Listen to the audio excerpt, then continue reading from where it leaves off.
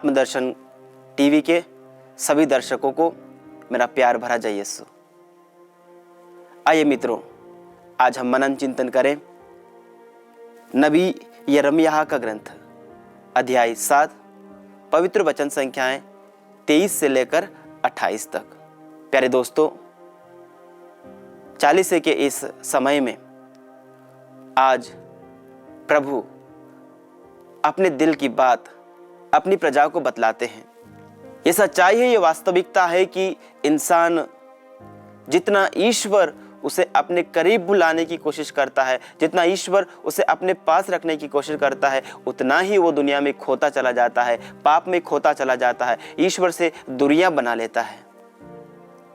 Israeli लोग भी ऐसे ही थे। नबी यिर्मयाह के द्वारा प्रभु उनसे कहते हैं, मैंने उन्हें केवल यह आदेश दिया, यदि तुम मेरी बात पर ध्यान दोगे तो मैं तुम्हारा ईश्वर होऊंगा और तुम मेरी प्रजा होंगे। यदि तुम मेरे बताए हुए मार्गों पर चलोगे तो तुम्हारा कल्याण होगा। किंतु उन्होंने मेरी बात पर ध्यान नहीं दिया और मेरी आज्ञाओं का पालन नहीं किया। वे अकड़ कर बुराई करते रहे और मेरे पास आने की अपेक्षा मुझसे दूर चले गए। ये प्रभु के हृदय की वेदना है, प्रभु के हृदय का दर्द प्रभु प्रकट करते हैं और कहते हैं कि मेरी प्रजा मुझसे दूर चली जाती है, मेरे लोग मुझसे दूर चले जाते हैं। दोस्तों, आज प्रभु हमें अपने पास बुला रहा है। प्रभु यीशु में विश्वास करने वाले और जो विश्वास नहीं भी करते हैं, सबों को वो अपने पास बुलाता है, क्योंकि हम सब उस प्रभु यीशु की संतान है, हम उस परम पिता की संतान है। प्रभु यीशु हम सबका मुक्तिदाता है और हम सब जो पाप में खो जाते हैं, चाहे वो किसी भी धर्म का हो, चाहे वो किसी भी जाति का हो, चाहे वो किसी भी देश का हो, प्रभु हर एक को बचाने के लिए आए और हर एक पापी पश्चाताप करे और उनके पास लौट के आए। ये प्रभु के दिल की पुकार है। लेकिन हम प्रभु से कितने ही दूर जाते हैं। नबी ईसायाह का ग्रंथ अध्याय 1 पवित्र वचन संख्या 3 में प्रभु कहते हैं, बैल अपने मालिक को पहचानता है, गधा अपने मालिक की नाद जानता है, किंतु इज़राइल नहीं जानता, मेरी प्रजा नहीं समझती। कितनी हृदय स्पर्शी बात है प्यारे दोस्तों। प्रभु कहते हैं कि एक जानवर बैल अपने मालिक को पहचानता है और गधा, जिसे यूं तो लोग एक मूर्ख प्राणी कहते हैं, उसको मालूम है कि उसके मालिक की नाद कहाँ है, यानी जहाँ उसके लिए भोजन उसका मालिक डालता है वो वहाँ पर पहुँच जाता है। उसको मालूम है कि वो चीज़ कहाँ पर है। लेकिन प्रभु कहते हैं, मेरी प्रजा मुझे नहीं जानती, मेरी प्रजा नहीं समझती। इतनी कोशिश करने के बाद भी, इतने प्रयास करने के बाद भी, अपना इकलौता बेटा निछावर कर देने के बाद भी मेरी प्रजा नहीं समझती कि मैं उससे कितना प्यार करता हूँ। ये प्रभु की वाणी है, ये प्रभु के दिल की एक पुकार है।